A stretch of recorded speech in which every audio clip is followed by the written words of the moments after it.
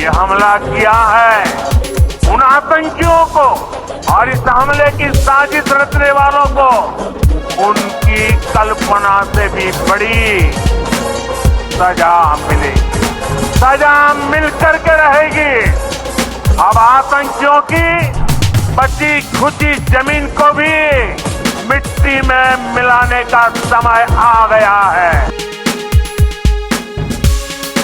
প্রধানমন্ত্রী নরেন্দ্র মোদী বক্তব্য রেখেছিলেন, সেই বক্তব্য আপনাদের শুনিয়েওছিলাম। ঠিক সেই বক্তব্য অনুযায়ী দেশের স্বার্থে, দেশের মানুষের স্বার্থে প্রধানমন্ত্রী নরেন্দ্র মোদী এবং ভারতীয় সেনাবাহিনী কাল পাকিস্তানে যে সমস্ত জঙ্গি সংগঠনগুলো ছিল 9 জায়গায় তাণ্ডব চালিয়ে ধ্বংসস্তূপে পরিণত করেছে এই আতঙ্কবাদীদের। সেই ভিডিও আপনারা দেখুন। দেখতে পাচ্ছেন 15 থেকে 30 কিলোমিটার ভেতরে ঢুকে পাকিস্তানের মধ্যে গিয়ে এই তাণ্ডব চালায় রাত্রিবেলা, যখন পাকিস্তান ঘুমের মধ্যে আচ্ছন্ন।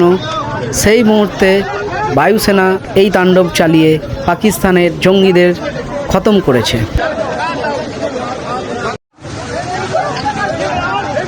No, it's a shame. We just heard about it just as we were walking in the doors of the Oval. Just heard about it. I guess people knew something was going to happen based on a little bit of the past. They've been fighting for a long time. You know, they've been fighting for many, many decades and centuries, actually, if you really think about it. No, I just hope it ends very quickly. মার্কিন president Donald Trump তিনি জানিয়েছেন 2 দেশের মধ্যে একটা অশান্তি ছিল, তবে খুব তাড়াতাড়ি এর সমাধান হবে। প্রধানমন্ত্রী ঠিক যেমনটা বলেছিলেন তার বক্তব্যে সেইভাবেই কিন্তু এগিয়ে যাচ্ছে। প্রথমে পাকিস্তানের জল বন্ধ, ওষুধ বন্ধ, বর্ডার সিল, আকাশপথ বন্ধ, চারিদিক থেকে বন্ধ করে করে কালকে রাত্রিতে যে সমস্ত জঙ্গি সংগঠনগুলো ছিল পাকিস্তানে 9টি জায়গায় অপারেশন সিন্দুর চালিয়ে সাকসেস হয়েছে।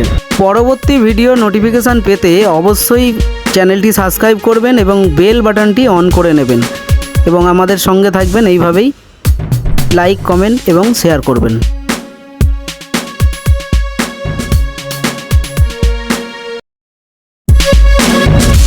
আপনারা দেখছেন বাংলা খবর ইউটিউব চ্যানেল।